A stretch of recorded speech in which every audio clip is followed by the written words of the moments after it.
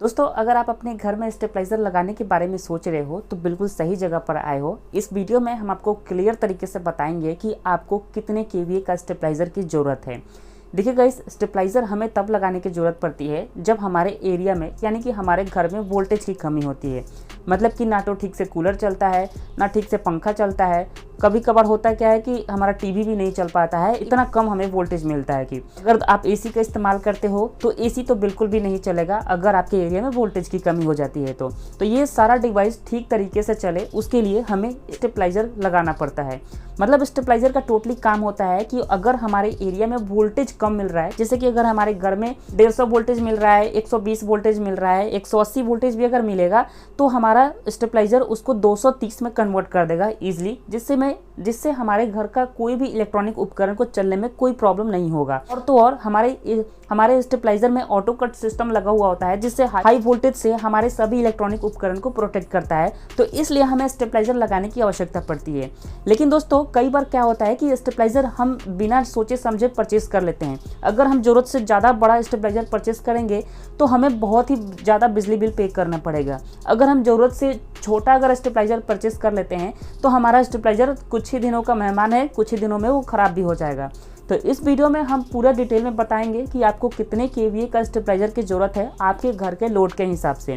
और स्टेबलाइजर लगाने का एक बहुत बड़ा नुकसान भी है, उसके बारे में भी हम आपको इस वीडियो में बताएंगे, लेकिन वीडियो के एंड तक। तो इसलिए वीडियो को पूरा ज़रूर देखिएगा। तो चलिए बिना टाइम वेस्ट किए इस वीडियो को हम शुरू करते हैं और आपको बताते हैं कि आपके घर के लिए आपको कितने केवीए का स्टेबलाइजर की ज़रूरत है। तो चलिए, अभी तक इस वीडियो को लाइक नहीं किए हैं तो प्लीज़ इस वीडियो को लाइक करें और हमारे यूट्यूब चैनल पर अगर नए होंगे तो चैनल को भी जरूर सब्सक्राइब करें। तो चलिए गाइस, शुरू करते हैं इस वीडियो को और आपको बताते हैं। सबसे पहले तो हमें ये देखना होगा कि हमारे घर पर कुल लोड कितना है और कितना लोड हम एक साथ में इस्तेमाल करते हैं। जैसे कि हमारे घर पर 2 किलोवाट का लोड है और 2 किलोवाट हम एक साथ में कभी कभार इस्तेमाल करते हैं। यहाँ पर कभी कभार भी अगर आप ज़्यादा से ज़्यादा लोड का इस्तेमाल करते हो तो उसके हिसाब से ही हमें स्टेबलाइजर परचेज करना पड़ेगा, क्योंकि हो सकता है कभी आपको जरूरत पड़ जाए कि आप सारा उपकरण एक साथ में चलाना पड़ जाए। तो उस सिचुएशन में आपका स्टेबलाइजर अगर छोटा रहेगा तो खराब भी हो सकता है। तो एक ही बार में आपको वैसा स्टेबलाइजर परचेस करना है जो कि आपके घर का सारा लोड भी अगर चलाना पड़े तो उसको भी आराम से ये चला सके। ओके गाइस, तो एग्जाम्पल के तौर पर हम आपको बता रहे हैं जैसे आपको अपने घर का लोड कैसे कैलकुलेट करना है ये हम आपको पहले बताते हैं। सपोज अगर आप टीवी का इस्तेमाल करते हो तो आपका टीवी कितने वाट का है ये पहले आपको लिख लेना है। अब आपको जानना है कि आपका टीवी कितने वाट का है, तो टीवी के पीछे साइड में एक स्टिकर लगा हुआ होता है जिसमें टीवी का पूरा डिटेल दिया गया होता है कि वो कितने वाट कंज्यूम करेगा। फैन अगर आप इस्तेमाल करते हो तो फैन पे भी आप देख लीजिएगा कि आपका फैन कितने वाट का है। एसी का इस्तेमाल करते हो या फिर कोई भी लाइट्स का इस्तेमाल करते हो तो सारे आपका डिवाइस कितने कितने वाट की हैं इन सबको ऐड कर लेना है। एग्जाम्पल के तौर पे हम आपको बता रहे हैं कि हमारा सारा घर का लोड जो है मिला करके 2000 वाट होता है। तो हमारा 2000 हो गया। अगर आपका 1000 है या फिर 1500 भी है तो उसको आपको क्या करना है, वाट को पहले किलो वाट में कन्वर्ट कर देना है।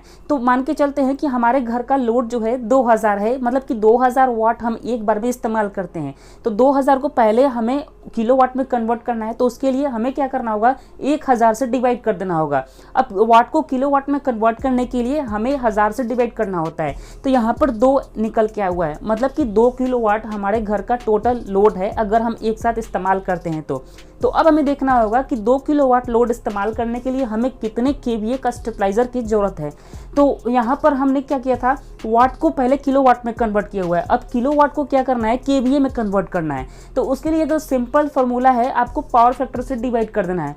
हमारे घर का पावर फैक्टर होता है 0.8, यहाँ पर 2 को 0.8 से डिवाइड कर देना है। तो सिंपल आंसर निकल के आया है 2.5, यानी कि लगभग हम 2.5 केवीए का कोई स्टेबलाइजर लेते हैं तो हमारे घर का काम चल जाएगा। लेकिन यही नहीं बात खत्म होता है। कभी भी दोस्तों आप स्टेबलाइजर परचेस करते हो तो आपको 0.5 केवीए का आपको एक्स्ट्रा लेकर के परचेस करना चाहिए।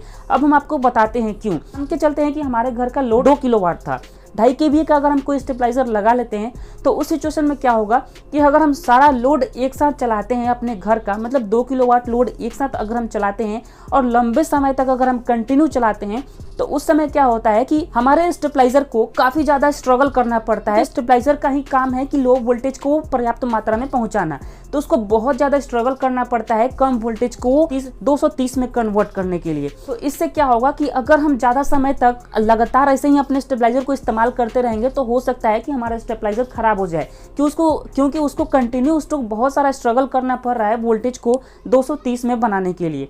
तो इसलिए मैं आपको कहूँगा कि कम से कम 0.5 kVA का आपको एक्स्ट्रा लेकर के चलना है। वही अगर आप 3 kVA का कोई स्टेबलाइजर लेते हो तो 2 किलोवाट लोड चलाने के लिए उसको कोई ज़्यादा स्ट्रगल करने की आवश्यकता नहीं पड़ेगी। ठीक है गाइस, तो ये हमने आपको बता दिया कि हमें अब स्टेबलाइजर लगाने का सबसे बड़ा नुकसान ये होता है कि हमारे घर का बिजली बिल जो है ज़्यादा आने लगता है। अब कारण ये है कि जो भी हम स्टेबलाइजर का इस्तेमाल करते हैं, हमारे स्टेबलाइजर को वोल्टेज कम मिल रहा है, तो कम वोल्टेज को वो 230 में अगर वो कन्वर्ट करेगा तो ज़्यादा एम्पियर उसको कंज्यूम करना पड़ेगा। आप यहाँ पर देखिएगा, वोल्टेज की अगर कमी रहती है तो एम्पियर बढ़ जाती है। तो इसलिए अगर हम अपने घर में स्टेबलाइजर लगाएंगे तो हमें ज़्यादा बिजली बिल पे करने पड़ेंगे। ओके गाइस, ज़्यादा नहीं, 200-300 रुपये। अगर आपके घर का एवरेज बिजली बिल 1000 रुपये आता है तो समझिए आप 250 से 300 रुपये आप एक्स्ट्रा पेमेंट कर रहे हो वोल्टेज को बढ़ाने के लिए। ओके गाइस, तो यही एक मात्र नुकसान है, बाकी फ़ायदे ही फ़ायदे हैं। ओके गाइस, तो आशा करता हूँ इस वीडियो में आपको सब कुछ समझ में आ गया होगा। फिर भी अगर आपके मन में कोई सवाल है तो कमेंट जरूर करें। अभी तक इस वीडियो को लाइक नहीं किए तो प्लीज़ लाइक करके चैनल को भी जरूर सब्सक्राइब करें।